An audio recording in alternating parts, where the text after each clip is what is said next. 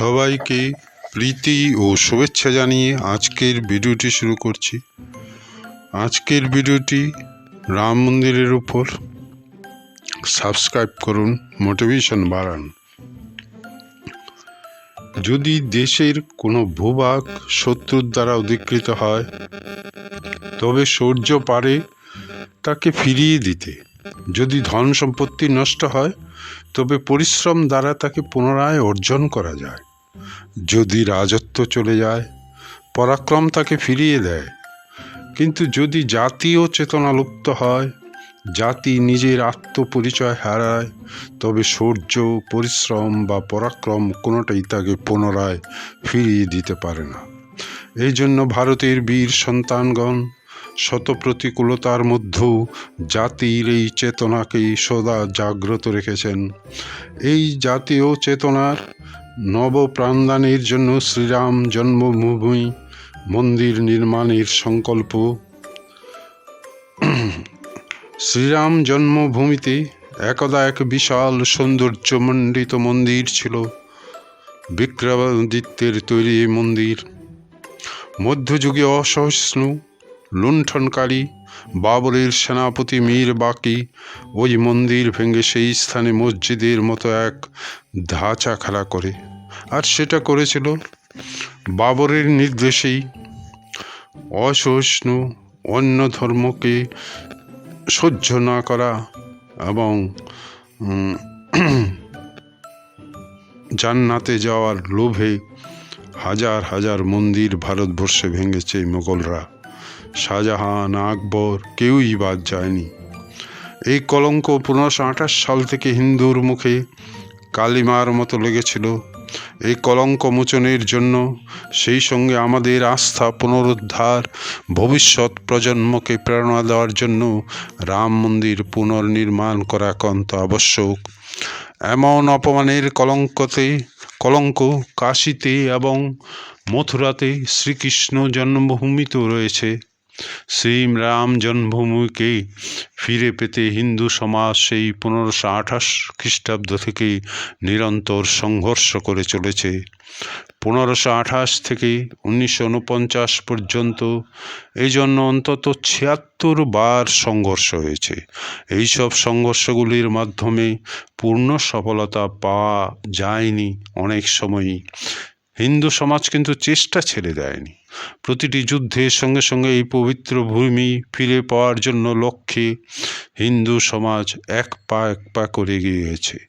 1934-এর সংঘর্ষটি বেশ বড় আকারেই হয়েছিল। এই সংঘর্ষগুলিতে লক্ষাধিক ভক্ত নিজের ধন, জীবন সর্বস্ব আহুতি দিয়েছেন। 1992 সালে 6 ডিসেম্বর ওই ঐতিহাসিক ক্রমেরই অন্তিম পর্যায়। ওই দিন জন্মভূমিতে নির্মিত মসজিদের মতো ধাঁচা সরিয়ে মন্দির পুনর্নির্মাণের পথ পরিষ্কার হয়। তথাকথিত সেই বাবরি মসজিদ রূপী ধাঁচাতে সর্বদা প্রভু রামচন্দ্রের পূজা অর্চনা হয়েছে। ওই ধাঁচায় কালো রঙের কোষ্ঠী পাথরে নির্মিত 14টি স্তম্ভ ছিল। স্তম্ভগুলো হিন্দু পবিত্র চিহ্ন উৎকীর্ণে ভরা ছিল।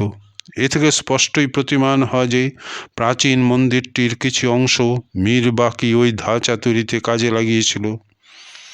ওই ধাঁচায় মসজিদের অন্যান্য কতকগুলো অত্যাবশ্যক অঙ্গ, যেমন মিনার বা অজু করবার জন্য জলের কোনো ব্যবস্থা ছিল না।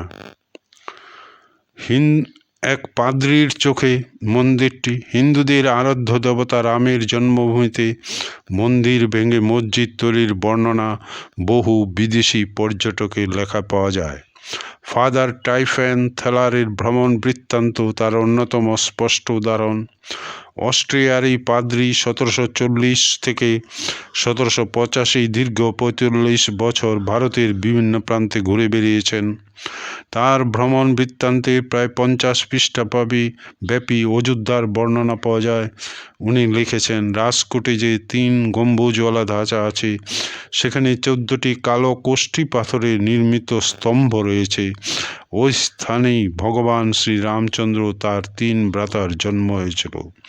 বাবর ওই মন্দির ভেঙে দেয়। আজও হিন্দুরা সাষ্টাঙ্গ হয়ে এই ভূমিকে প্রণাম করি, প্রদক্ষিণ করি। রাম জন্মভূমি সংঘর্ষের ইতিবৃত্ত এবার বলবো। 1528 খ্রিস্টাব্দে শ্রীরাম মন্দিরের উপর বাবরের সেনাপতি মীর বাকির আক্রমণ। 15 দিন ধরে ভয়ঙ্কর সংঘর্ষ চলে।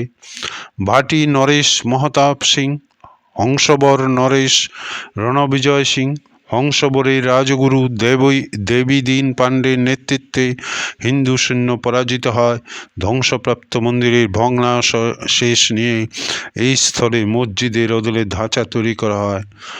1530 খ্রিস্টাব্দে বাবরের কালখণ্ডে মন্দির উদ্ধারের জন্য 4 বার যুদ্ধ হয়।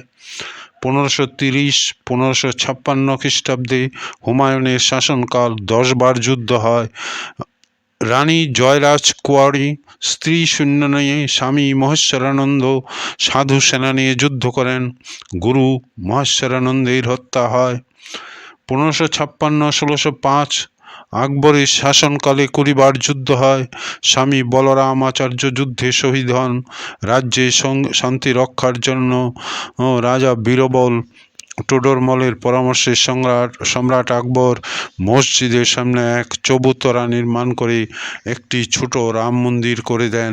কঠোর আদেশ দেন যেন কেউ পূজা পাঠে বাধা দিতে পারবে না। 1658, 1707 অরঙ্গজেবের রাজত্বকাল। অত্যাচারী অরঙ্গজেবের রাজত্বকালে 30 বার যুদ্ধ হয়। বাবা বৈষ্ণব দাস, গোপাল সিং, ঠাকুর জগদম্বা সিং প্রভৃতিগণ যুদ্ধে বীর গতি লাভ করেন। গুরু গোবিন্দ সিং সৈন্যবাহিনী নিয়ে অরঙ্গজেবের সৈন্যবাহিনীর সঙ্গে যুদ্ধ করার জন্য অযোধ্যা আসেন।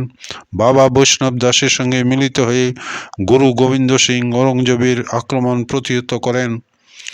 1665 খ্রিস্টাব্দে অরঙ্গজেব অযোধ্যা দখল করে এবং রাম জন্মভূমি মোগলদের হাতে চলে যায়। অরঙ্গজেব চবুতরার উপর ছোট রাম মন্দিরটিকে গুড়িয়ে দেন। 1763, 1836 অযোধ্যার নবাব সওদত আলীর শাসনকালে মন্দির পুনরুদ্ধারের জন্য হিন্দুরা 5 বার যুদ্ধ করে।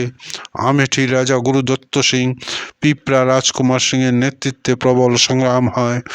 বারবার যুদ্ধে হয়রানি হয়ে নবাব সওদত আলী আকবরের মতো হিন্দু মুসলমানদের ধর্মাচরণের অনুমতি দেয়। নবাব ওয়াজেদ আলী শাহের কালে মন্দির উদ্ধারের জন্য 4 বার যুদ্ধ হয়। বাবা উদ্ধব দাস ভাটির রাজা যুদ্ধ করেন। নবাব রাম জন্মভূমির উদ্ধারের দীর্ঘ সংঘর্ষের সমাপ্তির জন্য 3 সদস্যের এক তদন্ত কমিটি তৈরি করেন। কমিটিতে এক হিন্দু, এক মুসলমান ও ইস্ট ইন্ডিয়া কোম্পানির এক নিরপেক্ষ সদস্য থাকেন। ওই তদন্ত কমিটি রিপোর্ট দেন, মীর বাকি কোনো হিন্দু মন্দির ভেঙে ওই ধাঁচা তৈরি করেছিল, কারণ এর ফলকে স্পষ্ট উল্লেখ রয়েছে এটি ফেরেশতাদের অবতরণ ক্ষেত্র। ভবনের ধ্বংসাবশেষ দিয়ে এটি নির্মাণ করা হয়েছে। ইংরেজগণের দ্বারা অযোধ্যা দখলের পর বাবরি ধাঁচা হিন্দু শ্রদ্ধালুদের পুজোর স্থলকে রেলিং দিয়ে ঘিরে দেওয়া হয়। এটি 1856 সাল। তখন থেকে হিন্দুরা তাদের জায়গায় পুজো করে। আসলেও মাঝে মাঝে উভয় সম্প্রদায়ের মধ্যে সংঘর্ষ হতে থাকে, কিন্তু পরিস্থিতি মোটামুটি শান্ত থাকে। 1857 সালে প্রথম স্বাধীনতা সংগ্রামের সময় ইংরেজ কূটনীতি পুনরায় বিষয়টিকে উস্কে দেয়। বাহাদুর শাহ জাফর, আমির আলী ওই স্থলকে হিন্দুদের দেবার মতো করে দিলেন। ভারতের জনগণ 1857 সালের মহাসংগ্রামের সময় বাহাদুর শাহ জাফরকে ভারতের সম্রাট হিসেবে মান্য করে। জাফর আলী শ্রীরাম জন্মভূমি হিন্দুদের হাতে সঁপে দেন। এতে ইংরেজগণ অসন্তুষ্ট হয়, কারণ হিন্দু মুসলমান এক থাকলেও তাদের পক্ষে ভারত শাসন করা নির্বিঘ্ন হবে না। আমির আলী বাবা রামচরণের ফাঁসি হয়। 1857 সালে সংগ্রামে ইংরেজরা জয়ী হলো। তারা হিন্দু মুসলিম একতা ভেঙে দেবার জন্য আমির আলী ও বাবা রামচরণ দাসের ফাঁসি দিল। ফৈজাবাদের দখল নিল। হিন্দু মুসলমানের ঐক্য ভাঙার জন্য মন্দির মসজিদ বিষয়টিকে উস্কে দিতে লাগলো। 1886 খ্রিস্টাব্দে বিচারক চেমিয়র আদেশ দেন যে মন্দিরের স্থলে মসজিদ তৈরি করা হয়েছে। 1885 সালে ফৈজাবাদের এক ব্যক্তি ফৈজাবাদ আদালতে আবেদন করেন যে অযোধ্যার পবিত্র স্থলে হিন্দু মন্দির ভেঙে মসজিদ করা হয়েছে, অথবা ওই স্থলটি হিন্দুদের হাতে তুলে দেওয়া হোক। কিন্তু বিচারপতি এই ঘটনা 356 বছরের আগের বলে খারিজ করে দেন 1912 থেকে 1934। এই সময়কাল রাম জন্মভূমি উদ্ধারের জন্য হিন্দুরা বহুবার সংঘর্ষ করে শেষে সন্ত সমাজ ও হিন্দু জনগণের ঐক্যবদ্ধ আক্রমণে রাম জন্মভূমি হিন্দুদের আসে। কিন্তু ইংরেজদের কূটনীতির ফলে বেশি দিন ওই অধিকার হিন্দুদের হাতে থাকলো না। 1528 খ্রিস্টাব্দে রাম জন্মভূমির উপর বাবরের সময়ে তথাকথিত বাবরি ধাঁচা নির্মাণের পর হতে 1934 খ্রিস্টাব্দ পর্যন্ত 76 বার যুদ্ধ হয়। ওই সব যুদ্ধে প্রায় 3,50,000 হিন্দু প্রাণ বিসর্জন দিয়েছিল। একটি স্থানকে কেন্দ্র করে এত দীর্ঘ সময় ধরে সংগ্রামের উদাহরণ পৃথিবীর ইতিহাসে বিরল। রাম মানুষের মনে গেঁথে আছেন। রাম মানুষের ভগবান। তিনি তার চরিত্রের দ্বারা সমস্ত ভারতবাসী, সমস্ত পৃথিবীকে মোহিত করেছিলেন। 1992 সালে রাম জন্মভূমি মসজিদের ধাঁচাকে ভেঙে দেয় ক্রোধী মানুষেরা। ষড়যন্ত্র হতে থাকে। পরবর্তীতে এই ষড়যন্ত্রের কথা বলবো। এখানেই আজকের ভিডিওটি শেষ।